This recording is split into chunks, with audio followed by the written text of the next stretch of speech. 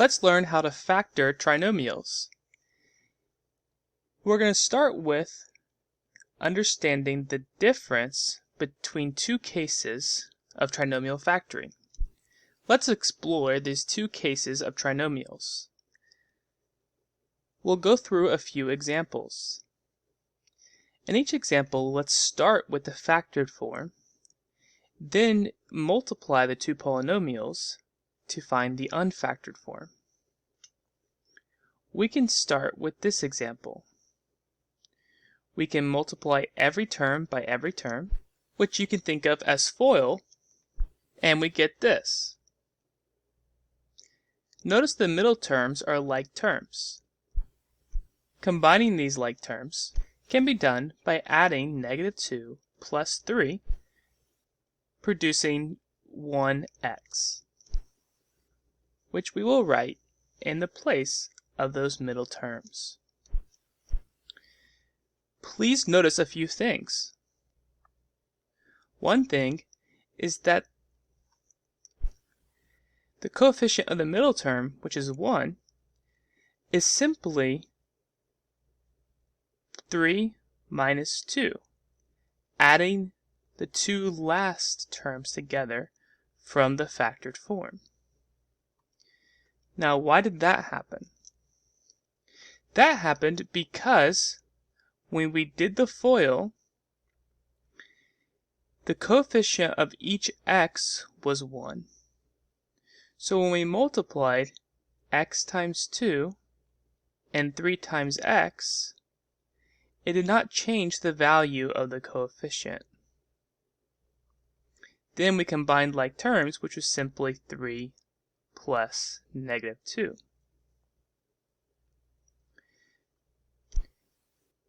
This only happened because the coefficients of each x in each of the binomials was a 1. Notice something else. The first term in our unfactored form is simply the first terms from the two binomials in the factored form multiplied together. X times x gives us x squared. The last term in our unfactored form is the last from the factored form multiplied together. 3 multiplied by -2 gives us -6. Let's look at a slightly different example. Here's the factored form of a polynomial. Let's multiply these two binomials together to find the unfactored form. To multiply, we can multiply every term by every term, or use the FOIL procedure, which gives us this. Again, we notice that the middle terms are like terms, and we can combine them. Combining like terms gives us -1x. So we found the unfactored form by multiplying out the factored form. Notice the middle term is -1x. The coefficient is not the result of the last added together, like we saw in this example. If we added the last together, that is 3 plus -2, the result would be +1. But that's not what we got. We got -1. So we see that in this case, the coefficient of the middle term is not the last from each binomial added together. However, in the other example, the coefficient of the middle term was the last added together. So what's the difference? This is the difference. For the right-hand side, the coefficient of the leading term, the x squared term, is a 2. The left-hand case, the leading coefficient, is a 1. Even though we don't typically see it written, we know it is a 1, and I can write it so that you can see it explicitly. That's the difference, and that's what gives us these two cases of trinomials. It's very important to be able to recognize these two cases as it helps us decide the strategy to use when factoring. When a trinomial is written in unfactored form, we call it standard form, and we have these standard labels for the three coefficients. The coefficient of the leading term is called A, the coefficient of the middle term is called B, and the constant term, that is the term that does not have an x with it, is labeled with a C. So in the case when the leading coefficient is equal to 1, we can abbreviate that using this notation, the leading coefficient equals A, so abbreviate the leading coefficient as A equals 1 for the left-hand case, and A not equal 1 for the right-hand case. For the left-hand case, A has to be 1. For the right-hand case, A could be anything other than 1, so 2 for example, or anything else that's not 1.